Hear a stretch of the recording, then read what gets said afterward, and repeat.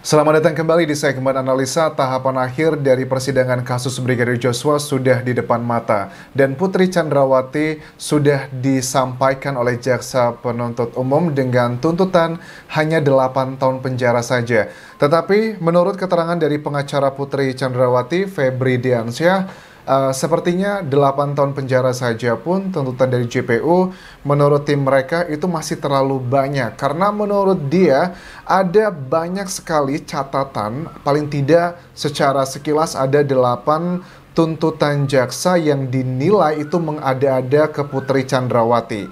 Memang target yang dibuat oleh Putri Chandrawati itu secara hukum sepertinya bukan main-main. Sepertinya dia ingin bebas dari kasus ini. Oke, kita akan bahas lebih dalam teman-teman, karena perjuangan dari kasus ini tuh banyak sekali pihak yang terlibat, tidak hanya para penegak hukum atau keluarga dari Brigadir Joshua, pengacara dan sebagainya, tapi juga netizen dan juga masyarakat. Kita harus ingat kenapa kasus ini begitu viral dari awal, karena memang kita melihat ada ketidakadilan yang terjadi ke Brigadir Joshua, yang kalau tanpa adanya pengakuan dari Barada Richard Eliezer, tidak mungkin akan adanya persidangan ini. Ini juga menjadi catatan sangat berat bagi aku pribadi, kenapa hukuman untuk Barada Richard Eliezer jauh lebih tinggi dibandingkan Putri Chandrawati yang hanya 8 tahun, sementara Richard mendapatkan tuntutannya adalah 12 tahun penjara. Walaupun ini masih belum final, tergantung dari Yang Mulia Hakim nanti akan memutuskan seperti apa. Ada 15 tuduhan yang berdasar asumsi dan karangan saja. Ini disampaikan dari tim kuasa hukum PC. Ada 7, 8, 15. Itu adalah angka awal dan mereka meyakini akan jauh lebih banyak lagi pada saat mereka membacakan pledoi atau pembelaan nanti. Ini adalah alasannya karena tidak berkesesuaian dengan alat bukti, bahkan ada yang tidak pernah muncul di persidangan, itu dinyatakan dalam tuntutan pembacaan tuntutan hari ini. To the point aja deh, langsung aja. Yang mau disampaikan adalah mengenai perselingkuhan tersebut. Mereka ini kekeh dari awal ingin melindungi, menghilangkan dugaan motif tersebut. Karena mereka ingin menghilangkan hal tersebut agar menjaga nama baik dari seorang Putri Chandrawati dan juga Verdi Sambo. Itu adalah goal utama yang mereka mau capai demi alasan harga diri dan juga melindungi masa depan anak-anak. Tetapi adalah hal yang janggal pada saat dari kuasa hukum PC dengan secara nyata dan juga jelas dan gamblang mengatakan sebenarnya bukti-bukti kekerasan seksual itu dipelintir sama JPU dan dijadikan adalah kejadian sebaliknya. Entah ya bagaimana lagi untuk memberikan pemahaman kepada tim kuasa hukumnya PC. Kenapa mereka masih tetap kekeh untuk melakukan bahwa motifnya adalah pelecehan seksual tersebut. Jelas-jelas itu sangat jauh dari tidak masuk akal. Let's say kita dengar dulu deh apa yang berusaha mereka coba intisarikan dari hal-hal yang menguatkan. Pertama ada 4 bukti. Pertama adalah keterangan Putri Chandrawati. Itu adalah untuk hal yang pertama. Karena kita juga harus sadar dalam dunia hukum untuk mengatakan satu hal fakta itu paling tidak ada 2 alat bukti dan keterangan dari saksi, baik itu korban, itu adalah alat bukti yang pertama. Tetapi kita juga harus melihat, kita nggak hanya bisa mengkategorikan sesuatu hal itu hanya dengan meng-compile ke kategori ini dan itu, tidak. Tetapi kan konteksnya keterangan Putri Chandrawati itu bohongnya banyak banget gitu loh. Kebohongan yang pertama adalah pelecehan yang ada di rumah dinas di Jakarta. Kedua adalah yang di Magelang. Dan ketiga mengenai katanya dia tidak mengajak Kuat Ma'ruf untuk ke Jakarta, padahal Kuat Ma'ruf mengatakan dia diajak oleh Putri Chandrawati. Dan masih banyak sekali rangkaian kebohongan. Jadi please tidak hanya menggunakan data-data yang sifatnya hanya compile aja, tapi juga kualitatif untuk kuasa hukumnya PC. Kenapa masih percaya diri aja kalian dengan mengatakan keterangan PC itu bisa dikonsider sebagai salah satu alat bukti? Jelas-jelas ini sangat janggal. Yang kedua adalah hasil pemeriksaan psikolog forensik. Pemeriksaan psikolog forensik yang dilakukan oleh Putri Chandrawati itu tidak bisa menyertakan bahwa dia trauma karena telah terjadi pelecehan seperti itu. Bisa aja dia trauma karena mengetahui kasus ini begitu besar sekali mendapatkan perhatian masyarakat. Dia mengetahui suaminya terancam juga saat itu kehilangan pekerjaannya dan juga terancam hukuman penjara. Traumanya juga bisa mengarah ke sana, bukan karena pelecehan seksual. Karena apa? Kalau memang ada pelecehan seperti itu, traumanya pasti Putri Chandrawati tidak akan melakukan beberapa kejanggalan. Let's say kita sebutkan, dia tidak mungkin akan menemui Joshua. Beberapa menit setelah terjadi peristiwa itu, dia masih memanggil Joshua, ngomong empat mata di dalam kamar. Itu tidak masuk akal. Yang kedua, standarisasi kesehatannya PC itu sangat tinggi sekali untuk COVID dan sebagainya. Tetapi kenapa? Kalau dia dibegitukan, kenapa dia tidak mengecek diri, takutnya terkena penyakit menular seksual, atau bahkan HIV dan sebagainya. Kenapa dia tidak melakukan itu? Apakah dia tidak khawatir pada saat dia nanti berhubungan badan dengan suaminya juga bisa tertular, atau bahkan ya ada dugaan bahwa sudah nggak hubungan badan lagi, atau bahwa dugaan juga karena itu adalah memang tidak ada, itu sangat tidak masuk akal. Bagaimana nih timnya FS dan juga PC menjelaskan tentang alibi ini? Terus juga diketahui dari Susi, tidak ada keterangan yang mengatakan bahwa di tanggal 7 Juli 2022 tersebut Putri Chandrawati mandi. Biasanya orang ya, let's say anggap aja cuman one night stand, cinta satu malam, yang tidak pakai perasaan, tidak pakai hati. Pada umumnya banyak orang tuh mandi dulu karena ngerasa risih dan juga gerah. Tetapi PC yang katanya habis dibegitukan oleh Joshua, tetapi dia tidak mau mandi.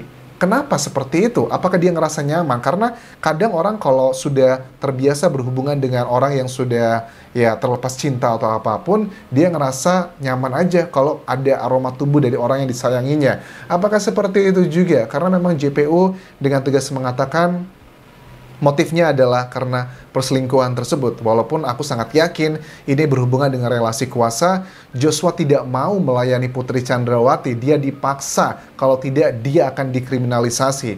Suka tidak suka itu adalah fakta persidangan yang juga mengarah ke sana.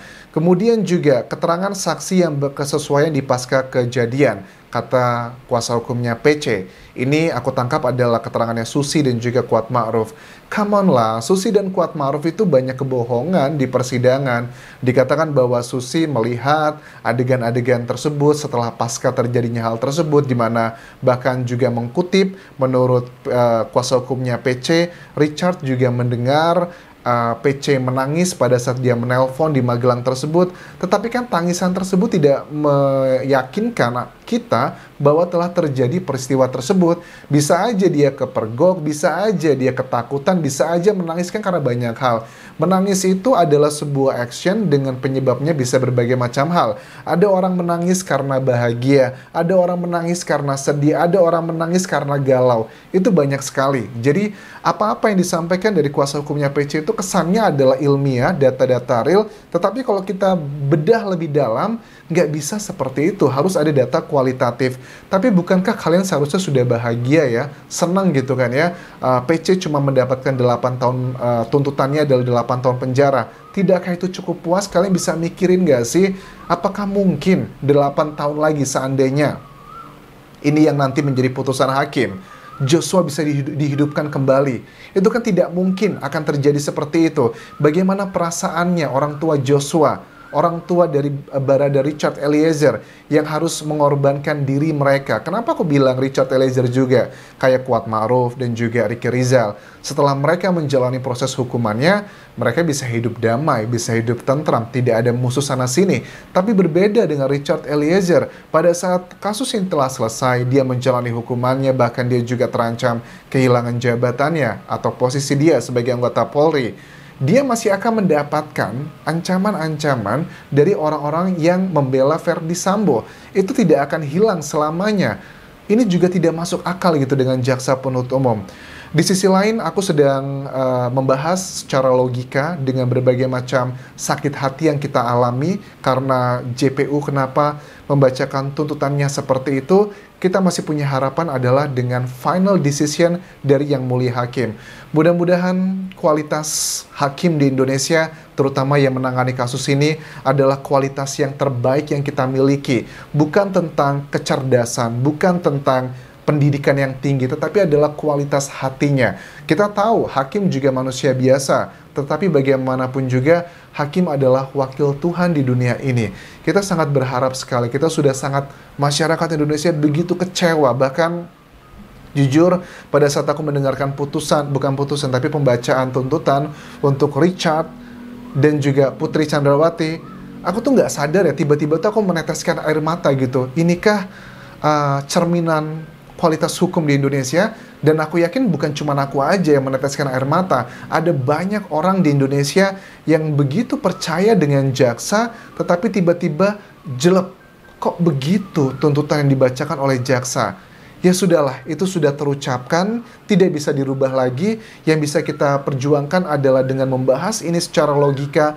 Mudah-mudahan hakim memiliki pandangan yang berbeda dengan jaksa penuntut umum. Berbedanya adalah dengan memberikan hukuman yang jauh lebih berat untuk para terdakwa. Dan ingat ya, yang didapatkan oleh Richard Eliezer itu konsekuensinya sampai dia seumur hidup untuk yang mulia hakim. Oke, dan dikatakan juga dari kuasa hukum PC mengkritisi dari JPU. Aku juga sebenarnya sudah mulai males ya pada saat membahas ada konflik antara JPU dengan timnya FS dan juga PC. Kayaknya itu hanyalah sebuah skenario gitu, tapi ya sudahlah, kita bahas. Dari tim kuasa hukum PC mengatakan bahwa jaksa ini di satu sisi menggunakan keterangan dari alat bukti, baik itu dari keterangan ahli terutama, itu dipakai, tetapi di sisi lain tidak dipakai atau diabaikan. Misalnya adalah mengenai keterangan kebohongan Putri Chandrawati. Dia mengutip dari tes kebohongan atau lie detector, tetapi tidak menggunakan keterangan yang dinilai adalah meringankan untuk PC adalah tim dari psikolog forensik. Ya, memang secara logika kita harus mengakui pada saat kita mengambil data ilmiah, apakah itu datanya meringankan atau memberatkan, ya harus kita ambil semuanya. Tetapi karena dalam kasus ini tidak melulu hanya 1 tambah 1 sama dengan 2, tetapi juga ada data-data kualitatif yang harus dilogikakan, dilihat konteksnya, dilihat seperti apapun. Ya wajar saja jika ada keterangan dari psikolog forensik yang dari pihaknya PC tidak dipakai, karena memang itu banyak kebohongannya gitu. Karena keterangan dari psikolog forensik itu tidak bisa mengidentifikasi, oh ini karena memang pelecehan atau karena perkosaan atau seperti apapun, tetapi hanyalah reaksi dari sebuah peristiwa dan tidak bisa mengkategorikan peristiwa itu apa saja. Aku masih sangat kecewa dengan jaksa penuntut umum, tetapi paling tidak itu yang bisa aku lakukan. Kita terus bisa kawal kasus ini. Masih ada harapan terakhir adalah dengan hakim. Ini adalah final decision nanti. Mudah-mudahan selama persidangan kita melihat hakim cukup vokal, vokal dan juga cukup emosional beberapa kali melawan para terdakwa. Mudah-mudahan itu bukan acting, mudah-mudahan itu bukan skenario, itu adalah real, adalah refleksi dari putusan untuk para terdakwa nantinya. Sama sekali tidak masuk akal kenapa Putri Chandrawati hanya mendapatkan 8 tahun penjara. KM dan RR juga sebenarnya tidak masuk akal, tetapi ya sudahlah ya, paling tidak FS dan juga PC. Dan jangan sampai kita nanti terprank lagi. FS tidak mendapatkan hukuman seumur hidup tetapi hanya 20 tahun penjara. Kita pasti akan berkabung secara nasional di Indonesia. Dan aku yakin sekali rasa kepercayaan kita terhadap penegak hukum di Indonesia, baik itu kepolisian, jaksa dan juga hakim di pengadilan, itu pasti akan turun drastis. Kita sudah melihat ya pada saat kasus ini muncul, tingkat kepercayaan masyarakat terhadap kepolisian tuh turun drastis. Jika seandainya putusan hakim nanti tidak sesuai dengan logika masyarakat Indonesia, dengan fakta-fakta persidangan, aku yakin pasti juga tingkat kepercayaan masyarakat Indonesia dengan lembaga pengadilan akan turun drastis. Itu sudah dapat dipastikan akan terjadi seperti itu. Karena tidak fair, kita juga mengawal kasus ini dari awal sampai akhir. Dan untuk memahami semua hal yang terjadi di kasus ini, tidak harus menjadi seorang profesor. Lulusan SD pun asalkan punya logika yang baik, itu pasti sudah bisa menilai akan seperti apa. Karena keyakinan hakim dan juga jaksa seharusnya diawali dari logika berpikir. Adalah ya pemikiran dasar manusia. Aku rasa itu yang bisa aku update untuk video kali ini. Terima kasih sudah menonton, sampai ketemu lagi di video berikutnya. Tinggalkan like dan juga komen, serta subscribe channel YouTube ini. Juga follow Instagram dan Facebook pageku di Anjasa Asmara. Sampai jumpa.